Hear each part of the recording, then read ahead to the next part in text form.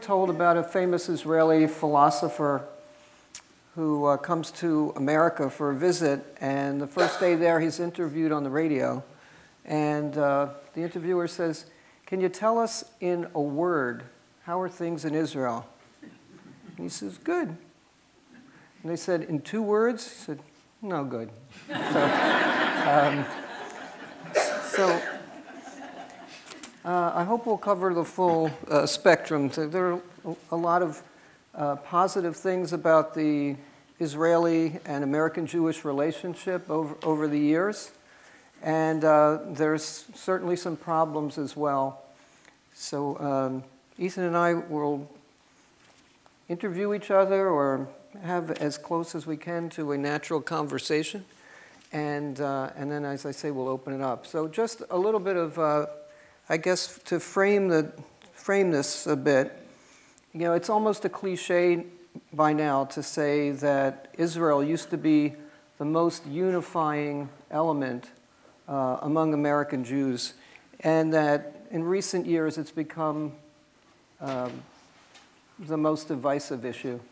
A lot of rabbis say they don't want to talk about Israel from the pulpit. It's the red line. It's too dangerous to talk about it. There's too much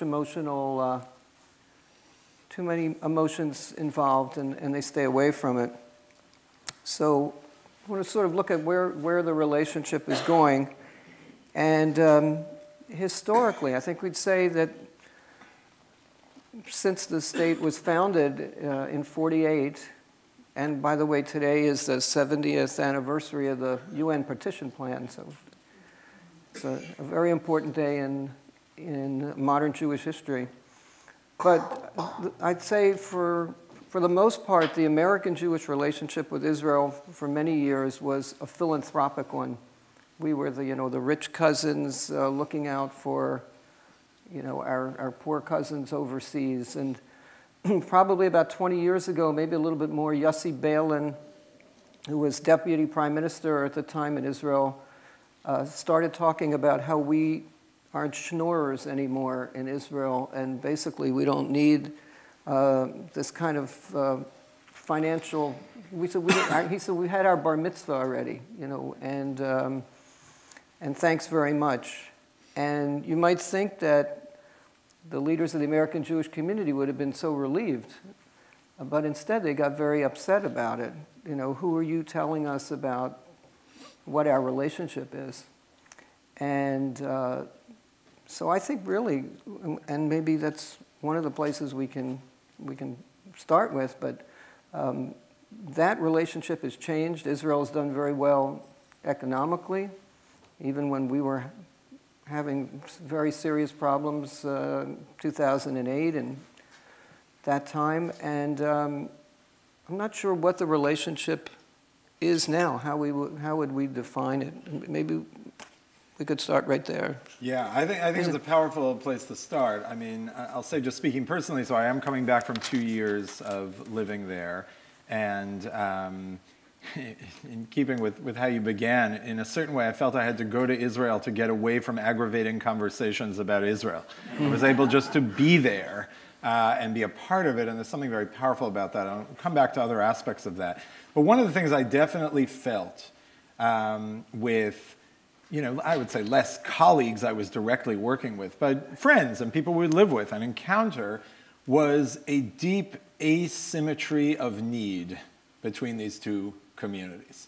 In some deep sense, I think we, and here I'm saying we as American Jews, feel devastated and abandoned when Israel doesn't care about us. This certainly comes out around the issues around the Kotel and other aspects where American Jews just feel as if they are invisible to Israelis.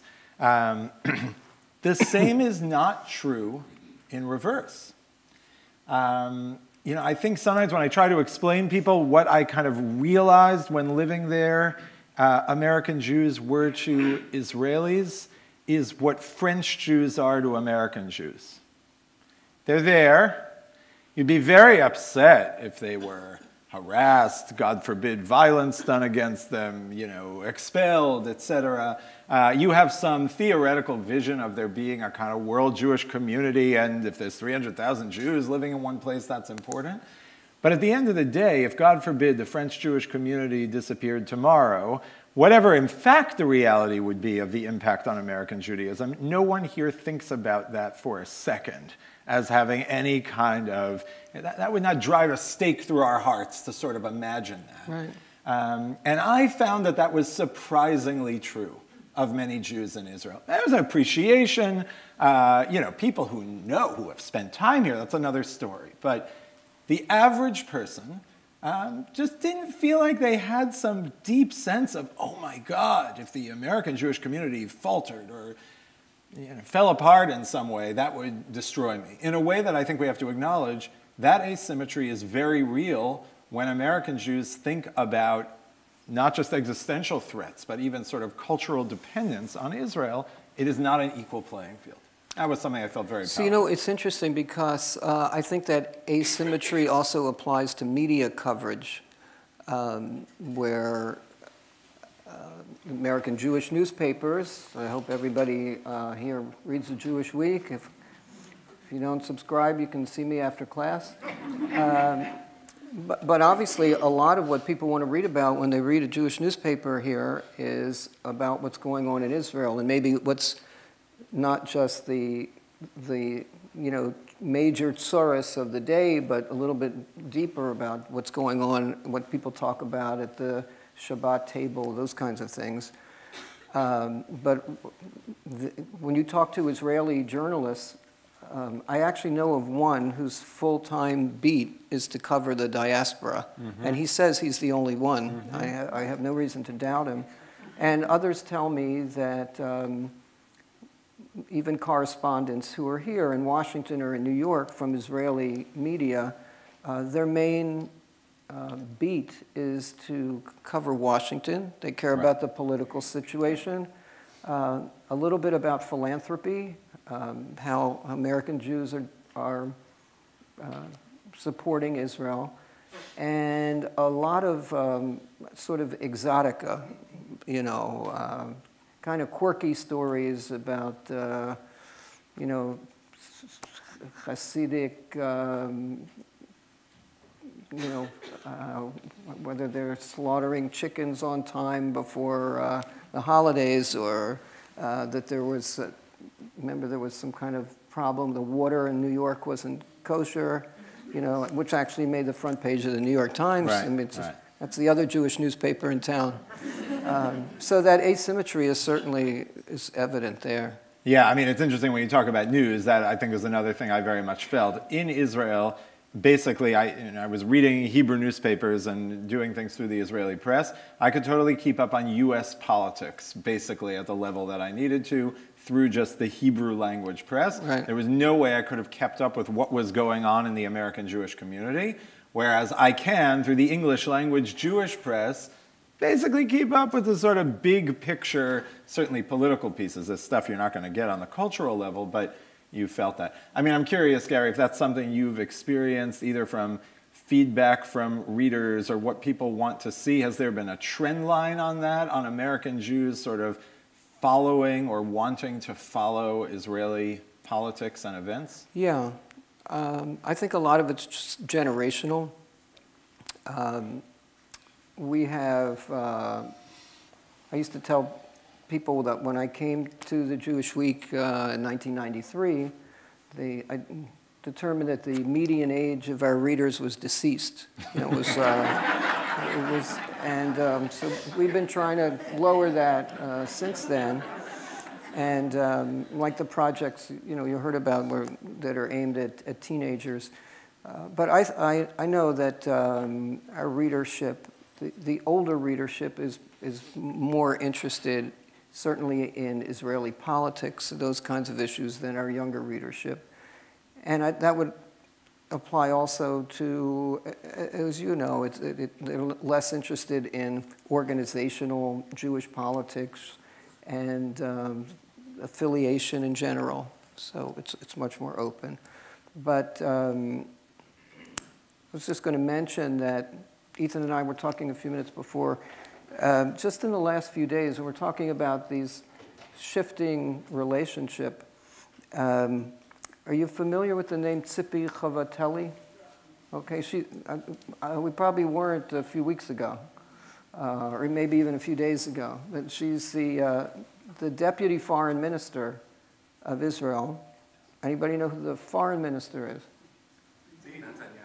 The prime minister. He has several other posts, because prime minister, how does that keep you busy, right? It just, you need a few other sidelights. So she, in effect, is the top diplomat in Israel, and she's a controversial figure because she's very outspoken and right-leaning in her politics. She's against a two-state solution, favors the annexation, etc. And so she gave an interview last week and said that she was critical of American Jews and said that we lead convenient lives. We don't send our kids to the military, either the American military or the Israeli military, and that we don't know what it's like to live under constant threat from our neighbors. And there was a big outcry from American Jewish leaders and certainly some Israeli officials and leaders as well. The prime minister had to publicly chastise her. But I'm sure there was a strong undercurrent, or maybe not so undercurrent in Israel, that said she's right on. She might not be politically correct, but she's speaking the truth. I wonder just your sense of that. Yeah, I mean, I think Kotel, I think, is an interesting character because on some level, the events surrounding the past couple of weeks, I think, laid bare some of the fault lines. But I'm not sure she's the most accurate spokeswoman to actually get at the real root of the fault lines. Meaning that felt to me like a very sort of 20 years ago kind of argument of, we serve in the army, you don't serve in the army. And all that is very true. I mean, as a side point, with a daughter going into ninth grade now, and looking at sort of where her peers, and this is very different for boys and girls there, but what it is to be gearing up in high school for the army as opposed to the university is a big deal. And I don't mean to minimize that at all. But I think that the deeper stuff, of which the army is sort of one piece, I think something else I came to be very sensitized to there is the kind of compound interest effect of living in a majority Jewish culture. I think I went to Israel 2 years ago feeling like, well, that's great. Like, we kind of did Zionism. We had the partition plan 70 years ago, and we had the state 69 years ago. And now there's all kinds of challenges, but we basically established the state of Israel, and now it's about sort of figuring out what's next. And I really came out of it feeling that actually it is only the beginning of understanding what Zionism is going to do to Judaism. And the basic fact of growing up in a society where you already have 3 generations of people who grew up in a majority Jewish space, I think we have not yet fully internalized what that means. And part of what I think Kotel into, from my perspective, some degree of somewhat inappropriate and bullying language is nonetheless kind of highlighting is we are living in increasingly different experiential Jewish worlds. Another kind of not so pleasant voice of this sort in recent years from a totally different place on the spectrum has been Aleph Bet Yehoshua, who, if you put Aleph Bet Yehoshua and Tzipi Kotel in the same room, they'd probably kill each other vis-a-vis their politics. But to a certain degree on this, they'd agree about, right? To be Israeli is to be a different kind of Jew than to be a Jew in the American diaspora. And it's not just like the uncle who's the same, but he has more money. It's like a different, we've bred a different plant in a different hothouse. And that, I think, has very deep consequences. I mean, I'll tell you almost a silly story, but where I felt this. I had to go buy, while I was there, I was still doing all kinds of stuff, basically educationally for the North American Jewish community. So among the things I was doing was recording, podcasts and various things. So I need to buy some electronic equipment, a good microphone, a pop filter, etc. So I went down South Tel Aviv. Someone gave me where I was supposed to go. And you go in, and the guy says, okay, give me your address. And I'm like, how is this going to work? Because my street there was Rehov Unkelus. It was Unkelus Street. Now, for those who know, Unkelus is the Aramaic commentator, kind of translator of the Torah from the beginning of the Common Era. And let's just put it this way. Not only is it not a common word, it is not commonly spelled by any Hebrew conventions. I said Unkelus, and I was about to spell it out for him, and this completely secular guy types that at no problem, gets the kuf in the right place, the samach in the right place, the whole thing. And I sort of had this realization of, yeah, that's actually what begins to happen when the street signs are in Hebrew. Mm-hmm. And when the street signs have been in Hebrew for several generations, I guarantee you the guy had no idea who Unkelus was. And he certainly couldn't have read and understood a passage of Unkelus. But there was a sense of sort of being grounded in a majority Hebrew Jewish space. And I think some of the alienation of Israelis on that front from, what do you mean you live as a minority in some other larger culture, I felt very strongly. Mm-hmm. Very, very strongly. Well, I guess the prime example in recent times of this the misunderstandings, misperceptions that we have of each other. The most glaring example probably is the Kotel controversy, mm-hmm. which, as probably most of you know, this compromise about prayer, egalitarian prayer and access at the main plaza of the Kotel was worked out painstakingly a couple of years ago. Natan Sharansky played a very key role in making that happen. Government was fine with it, and nothing's really happened. And then in June, the government reneged on this for, as the Prime Minister said subsequently, if he had gone ahead with it, his coalition probably would have collapsed because the Haredi, the ultra-Orthodox parties, were against it, and which gets into the whole issue of religion and state, which of course in Israel are not separate. But the American Jewish leadership, much of the American Jewish leadership, not only the Reform and Conservative movements, but I'd say the communal organizations, the Federation movement, and the other organizations were furious and felt like they'd been stabbed in the back and protested. They actually had been invited to, I think, dinner with the Prime Minister, and they didn't go. I mean, it was very public. And so everything's been shelved for now, the way it's often handled in Israel.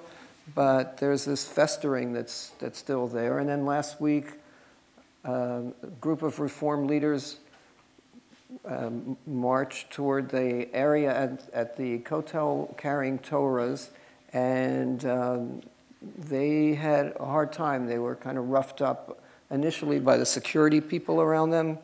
Rabbi Rick Jacobs, who's the head of the Reform movement, said that a security person had mace about to spray it in his face. And then they got the word, from what I've heard, that the security people became more protective of the group who were heckled and had a hard time from the Haredi protesters around there. So again, there was a very dramatic picture and a lot written about it. But I think, again, to many American Jews, this is kind of a red line issue that we should all be allowed to pray at the holy spot of the Kotel the way we want. And to Israelis, and Ethan, you can, clarify a little bit, but I think it's why do the Reformed Jews need to pray at the Kotel, right? I mean, it's who prays there? It's really mostly Orthodox Jews who pray there, and I guess it's seen more as the area is seen more as a national historic symbol than a religious one. But yeah, I think there's so many complicated things around the Kotel, and you can sort of never win talking to most Israelis about it, because either they'll say to you, "What do you care? Why do you need to go there? No one normal needs to go there." Or they'll say, "If you care, like, why aren't you there, as they say, Yomam V'Layla? Like, why aren't you there 3 minyanim a day and, taking up the space the way?" So you sort of can't have a fully balanced discussion about it. But there's no question that, we were talking about this before. You ask Israelis in a poll when they're sitting at home, do they think there should be more access to more people and to world Jewry and to people who are committed Zionists who come and visit Israel? Should they be able to go and pray the way they want at the Kotel? You get a solid majority that will say yes. But the question is it an issue worth fighting for? Is it a top priority? Is it very important? There are any number of things we could be asked in a poll where we would say, sure, that sounds great. But then when push comes to shove and we're actually being asked to sacrifice a coalition partner or any number of policies, I think that shifts. One thing I'd be really interested to hear your thought about, and it's in light of this, is I feel like there's an internal debate in the American Jewish community as to what is the basis for, to the extent we posit that there is a drift or there is a sense of a growing divide between Israeli and American Jewish communities. Is it primarily being caused by policies that Israel pursues, or even in a more sort of even-handed way, decisions that American and Israeli Jews are making differently? Or is it about other fundamentals in the sort of condition of the different people in the different places that is driving it? I mean, I know that Elliot Abrams, I guess back in Mosaic magazine a while back, kind of wrote a very strong ideological piece saying this is all about demographics. This is about American Jews are going through a drastic demographic shift. Intermarriage and other phenomena are essentially dissolving the ethnic concentration of the Jewish people in America. And it has nothing to do with the occupation or policies at the Kotel or any number of other things. And then, of course, other voices that say, no, this is all about Israel failing to be the liberal democracy that we were all promised it was supposed to be. Right. How do you see that, just even as sort of a journalist assessing the scene? So like most of these kinds of issues, I think it's a combination. I think there's valid points in both arguments. And again, since I was already outed in the introduction that I've been in Jewish journalism for like 4 decades, which sounds even longer than 40 years, I'll tell you that when I started out in the 70s at the Baltimore Jewish Times, where I was the editor for a long time, but probably any other community as well, if you wrote an editorial in a Jewish newspaper that was critical about some aspect of Israeli government policy, there was hell to pay. I mean, people were all upset. And today, it's not the case at all. Now, you could say we're so enlightened now, and we're so tolerant now that we accept these criticisms, but I don't think that's the case. And I think there are a lot of people who don't care, and the passion is filtered down somewhat generationally, and part of it is the policies that are more controversial. And clearly, the government in Israel is a right-leaning government now, and most American Jews are Democrats, and so I think when you have a majority of American Jews who are liberal in many aspects, and you have a government in Israel, whoever is in charge, that's leaning right, you're going to have those tensions anyway. It's going to play out on some issue or another. Mm-hmm. Yeah, I mean, there's so many things that it is really hard to sort of, untangle it. I remember hearing about a kind of study that was done a couple of years back where they took focus groups of Israeli Jews and American Jews. And they wrote up on the board, apples, oranges, bananas, red, yellow, green, and then Jews, blank, blank. And all of the Americans filled out things like Christian, Muslim, Hindu, and all the Israelis filled out things like Arab, Italian, German. And it's a sort of amazing experiment and exercise because you're just giving someone a blank and you are revealing what does this category mean to you, and it gives some window into how do you inhabit that category in the world. That strikes me as something kind of much more fundamental. It goes to the ethnonational quality of the Israeli state. It goes to the majority culture I was talking about in ways that seem to totally transcend this policy or that policy. And yet, there's no question that it's almost like some of those differences then lead to real policy shifts. I think that's the other thing when you think about the Kotel, right? On some level, as American Jews, we feel that if you take away the way we express our Judaism, you are taking away our Judaism. Like if you strip of me the ability to daven the way I think I should be able to, it's almost like you're telling me I'm not really a Jew. And for Israelis, that's just not the case. They may have very strong opinions about religion, but taking that away from them doesn't take away their Jewishness, which I think leads in a lot of families also to crises because you have people who will jump, and in some ways now more than ever before, between the secular and religious sectors because it feels like you're either dropping or taking on religious observance, not apostatizing to something else. Right. That's a big gulf. Right. I was just thinking the part of the problem in all of these discussions is cultural, just how Israelis and American Jews differ in the way they carry on discussions. And one example I like to give, I was at a retreat in Israel a few years back at this lovely setting, and it was about 24 people, half American Jews and half Israelis, and they were trying to get us to discuss issues together. And the facilitator, who was originally American, lived in Israel, by the second day he saw that we weren't quite clicking so well.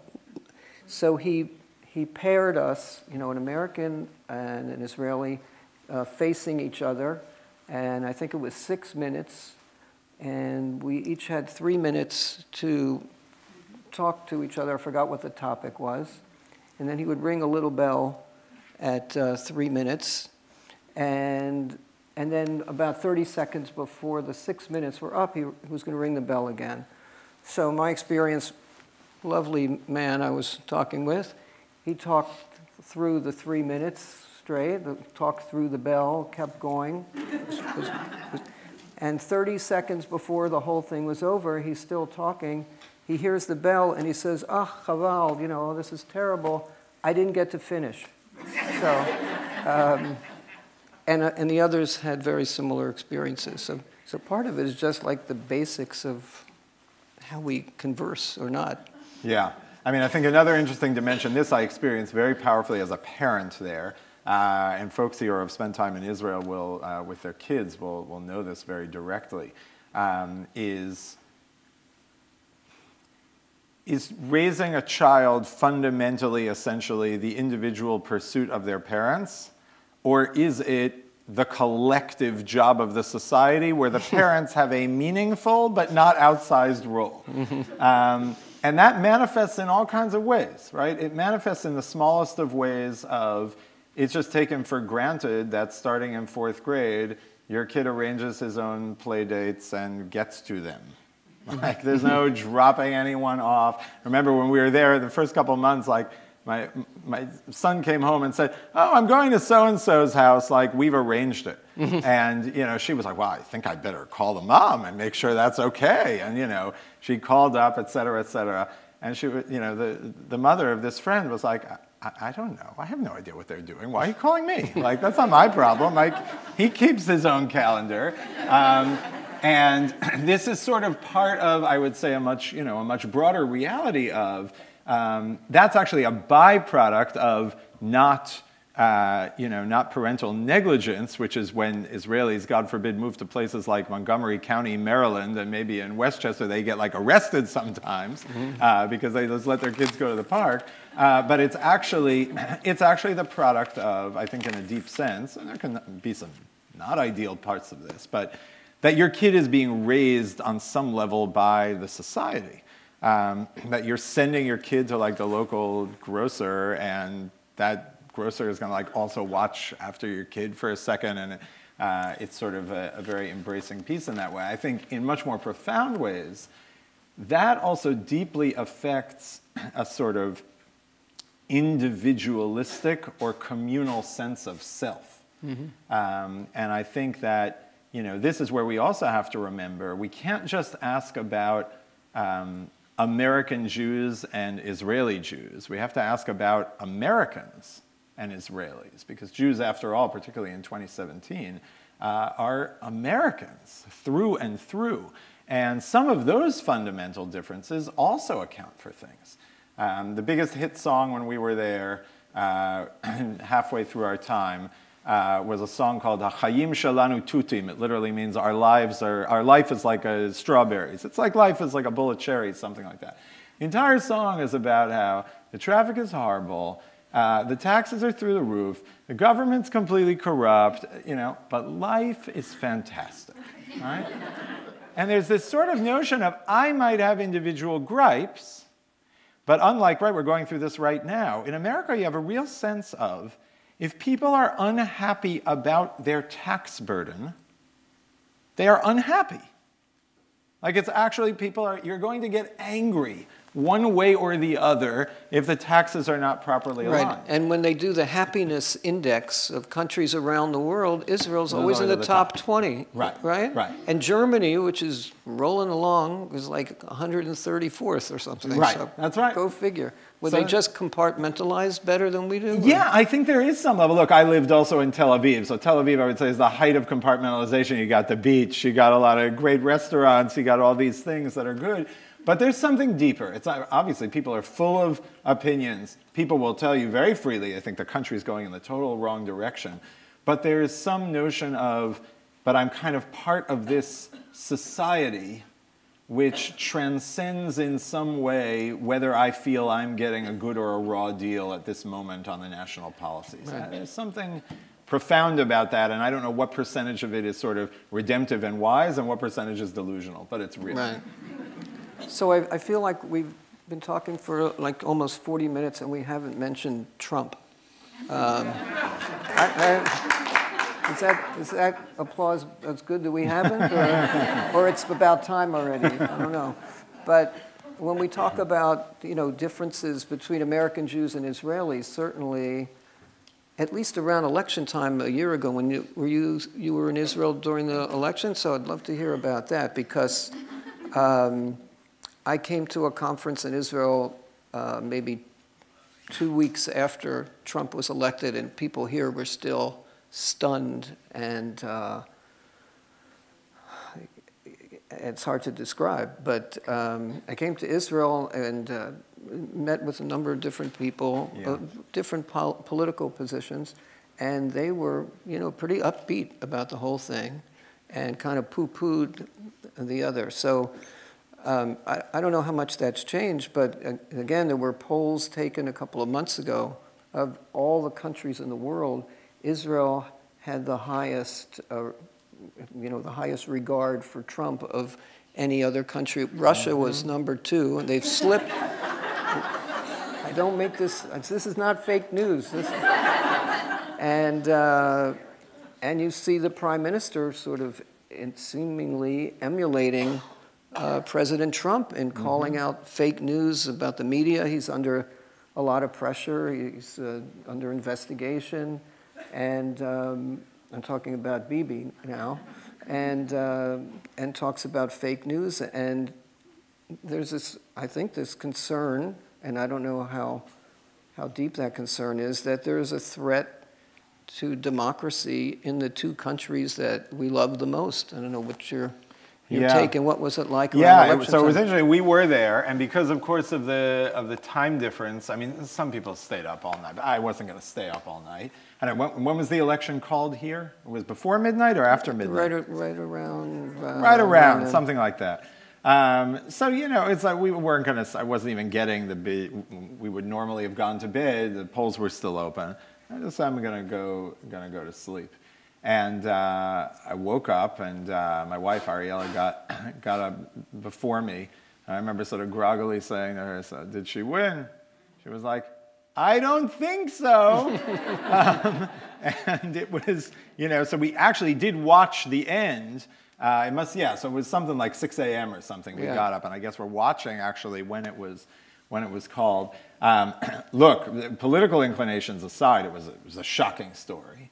And I'll come back to that in a second with the Israeli piece, which I think you're correctly describing, but I want to balance it with two things, which I think is important to remember when you see things like that ranking of, Trump #1. The first thing is, I want to just sort of also complement this with one of the events I was there for was the 20th anniversary of Rabin's assassination.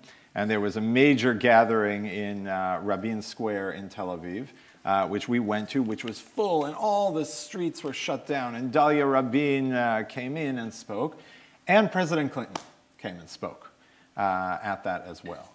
And they love him. They love him, and they still love him. And this is something I think it's very important to sort of remember. One, like, if you want to talk about who Israelis like or love, there's actually like a complicated constellation of people. And the second thing is, on some basic level, they love Clinton because they felt that Clinton loved them. Mm-hmm. And I really think actually the bottom line problem with President Obama with Israelis was they simply never felt the love. Right. He didn't have that Kishka factor. Right? Yeah. You could do all kinds of analyses of saying he was bitter for them on this, that's beyond the scope of our discussion. But I think if you just want to describe what it is that the average Israeli felt, well, people of all kinds of persuasions had kind of instinctive negative. You know, Israelis, I think, still walk around in all kinds of ways with a sense of being unloved by the world. And when people on the world stage seem like they love them, that's like, you know, right? Woody Allen's 90% of life is showing up. It's like 90% of winning Israelis' affection is, do you seem like you like them and, you know, want to sort of help them, etc.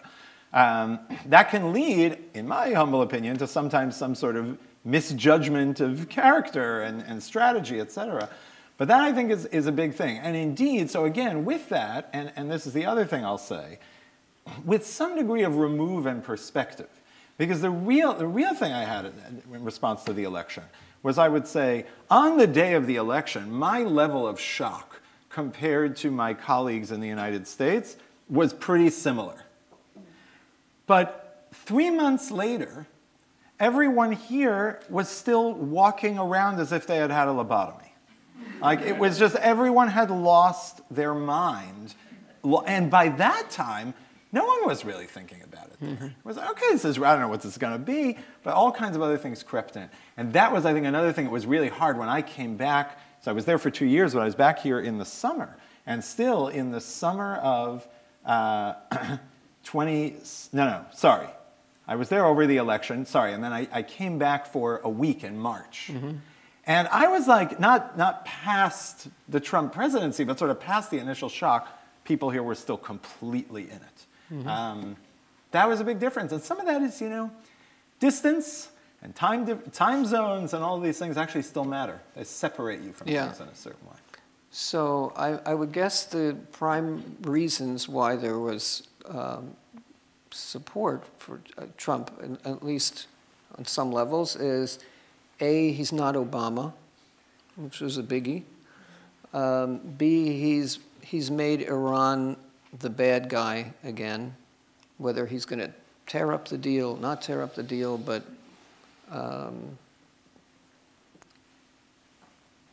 what are and the sense that he'll leave us alone. Mm-hmm. Right. I think sometimes Israelis think it's better for them to be left alone than it always is.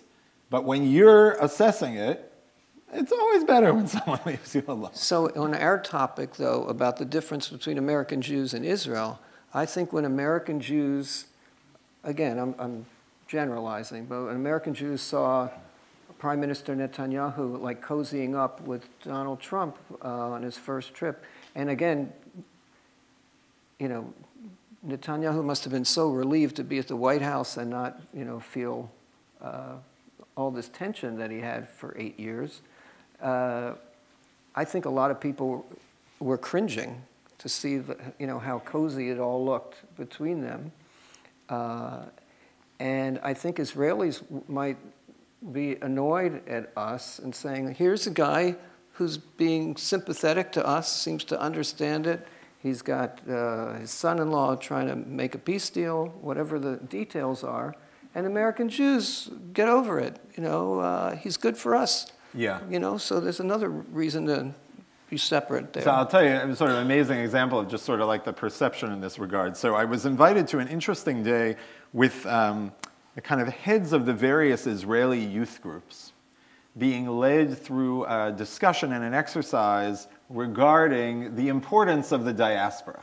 Right? So this was an effort to kind of connect them and get them out of some of the tunnel vision of, well, what's important for us is just to focus on the people here, and all of you, you know, sitting in Westchester are not my problem. And to say, no, we got to think about a global Jewish community, and yet people coming in from the Ministry of Diaspora Affairs and saying, don't think of this as a country with 6 million Jews, think of us as being a global presence of 15 million Jews, and doesn't that sound, you know, that, and interestingly saying, you know, that's how the Palestinians always talk about it. They always say, we have a 15 million person diaspora. Right. They don't say, well, there's some people in Lebanon, but who cares about them? Right, they're a part of it. They don't have a state, so it's in their advantage to say it. But one of the exercises, so I was put up against this interesting kind of media personality, Emily Amirossi, who I'd never heard of before. Kind of much more, I would say, right-wing, but very much sort of like Israeli kind of nationalist focused. And they showed us images and asked us to comment on them. One image was a kind of split screen of Rabbi Haskell Lookstein, the Rabbi Emeritus of KJ on the Upper East Side, long-time notable American rabbi, but also very prominent in the efforts around Orthodox conversion in the United States to be recognized kind of globally by the State of Israel and other places, and Ivanka Trump. And the question was, what do you see? So I said, on the right, I see the principal of my high school, who was an extraordinary figure in terms of holding together what it is to be a worldly person, to be a mensch, and to be someone who is committed deeply to Torah and to observance. And on the other side, I see a figure who is paradoxically kind of arguably the most powerful Jewish woman in the history of sort of American politics and power, but who is an incredibly divisive figure for the American Jewish community. And her answer was, I never heard of the guy on the right. I'm not sure why I should care who he is. If he's a nice community rabbi in New York, that's lovely, but he should make Aliyah and come here. And the woman on the left is a modern-day Queen Esther. That was an amazing exercise, right? She's a media personality, so it was a little bit of playing for the votes in the room, but it was transparently what she We know who Achashverosh is. Yeah, exactly. I didn't ask too many questions. I'm mapping it out. Right. But so, I don't know. I don't even how do you even dissect that? There's something so deep going on there of just literally, it's like a Rorschach of two totally different things. Right. I wanted to ask you,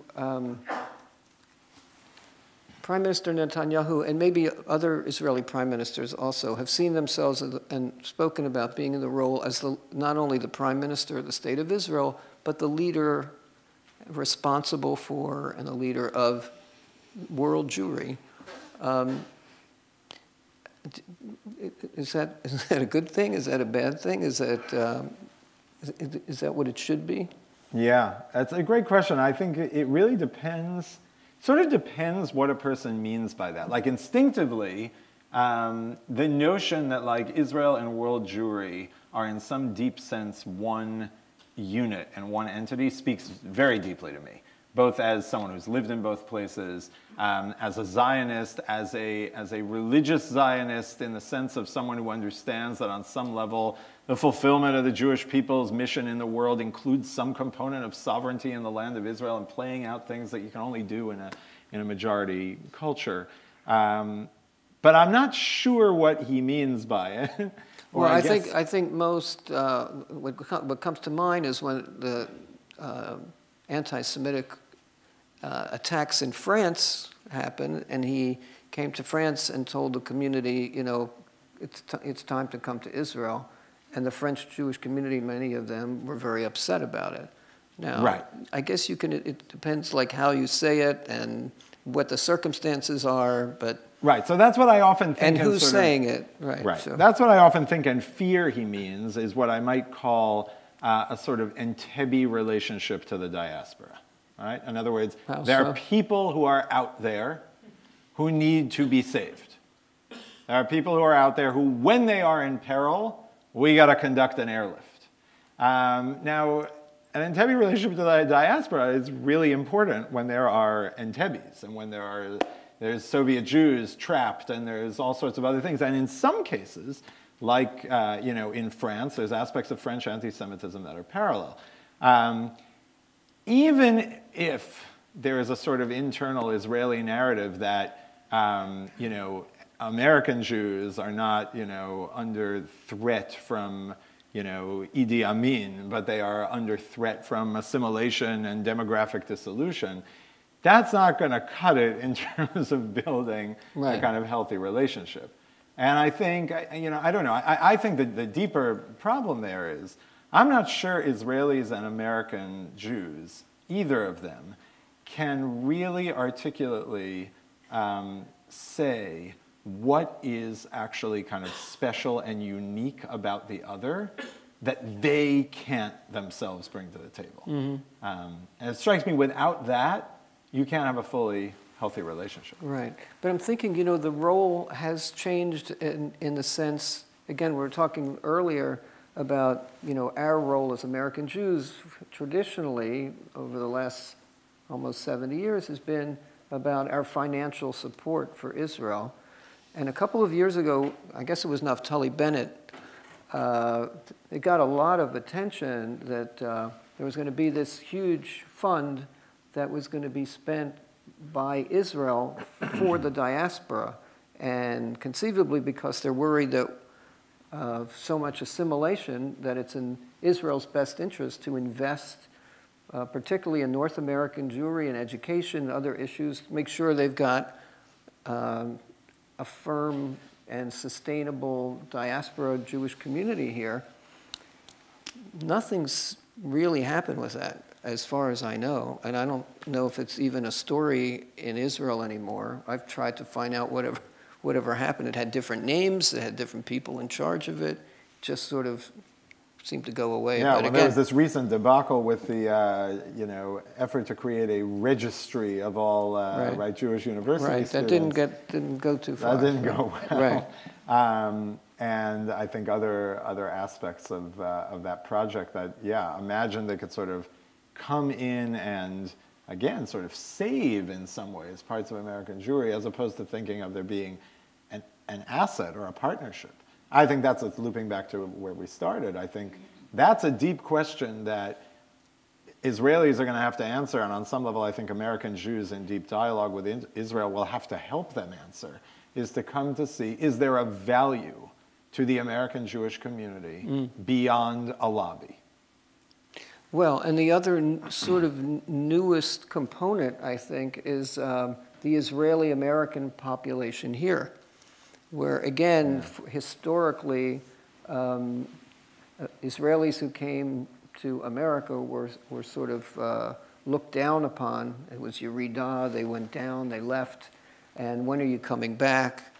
And at least strategically now, there's talk about recognizing the fact, I think the numbers are, it's hard it's a big number of how many Israeli Americans, American Israelis are living here now, and getting past the Yerida part and seeing this group as strategically important to diaspora and to Jewish life in general, and you know, all that's changing in the last few years. So I think the question is, how do we get back to a mutual appreciation, which is going to look different?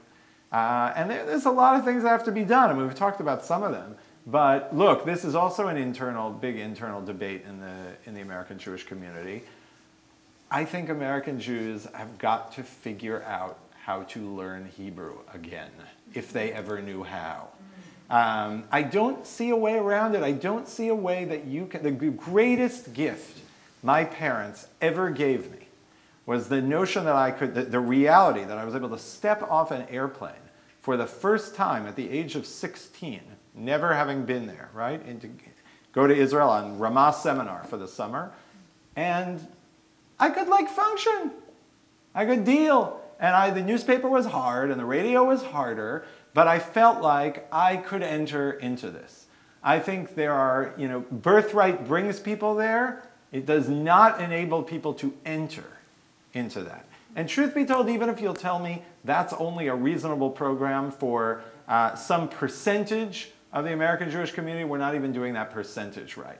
And the notion that there is, if you ask me, look, here it's like I betray my, you know, Hebraist, you know, Zionist inclinations.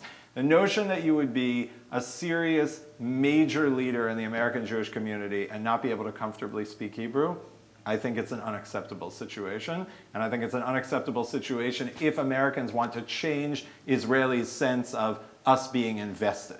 I already talked about the reverse side of it, which is we got to find ways that Israelis can appreciate in a deep sense that the diaspora has something to contribute.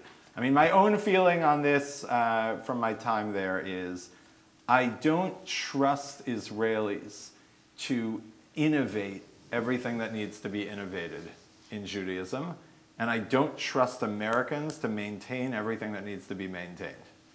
And there is some synergy between those two that I feel those of us who are blessed to feel comfortable and deeply attached going back and forth have to kind of invest in and talk about and double down on. I don't think we can get back to 1967, but there may be a way to get to something different. But as Gary said, there is a tremendous amount that's unknown, and the growing Israeli diaspora is one of those wild cards. I don't know what that's going to look like in terms of its proportional power and influence compared to the old school. I'll just say something. Many folks in the crowd here who know my father, something that he said to me several years ago, which I've carried with me, and it's very helpful. He said, if you want to understand some of the dysfunction around Israel's relationship to its diaspora, which is totally unlike any other state, right? Like when the French have people who speak French in Martinique, that's like a badge of pride of the empire and how far the culture reaches. Only Israel has this sort of thing, oh, you're not really Jew, you're not serving in the army, right? All of this stuff. You have to understand that Israel is the only country that was created by its diaspora. And that creates, for lack of a better term, an uncomfortable Oedipal relationship sometimes that is hard to fully transcend. And I think we sort of have to be aware of that, aware of the fact that we can't fully escape that, but there may be some meaningful things we can do to sort of discover one another again. That to me was the great gift of living there these past 2 years. And again, we're talking about the recent past, the couple of the last few terms, as I think the Intifada, the second Intifada especially, had a profound impact on the Israeli population, and I think it still, you know, is present in terms of the need for security as primary, that kind of trauma that people went through.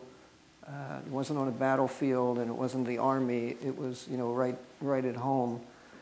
And I don't know that there's, recovered from that in that sense.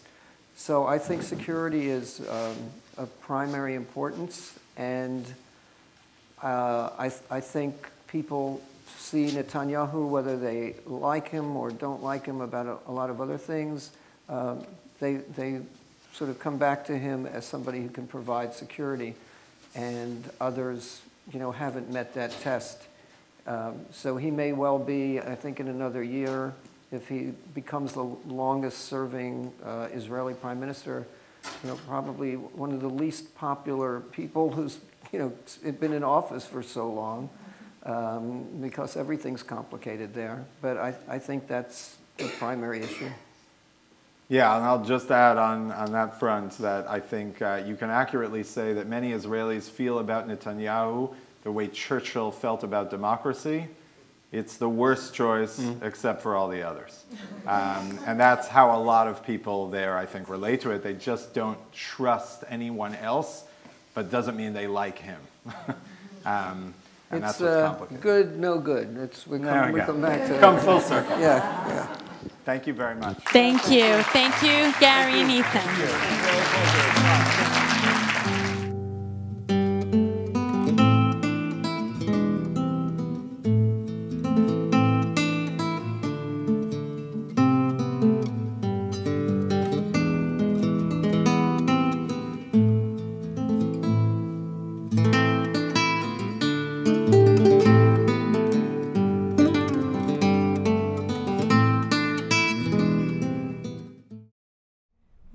Pleased to send a complimentary DVD of this program to anyone who wishes to support JBS, the Jewish Broadcasting Service, with a tax-deductible gift of $36, double chai or more, to the nonprofit organization Jewish Education in Media.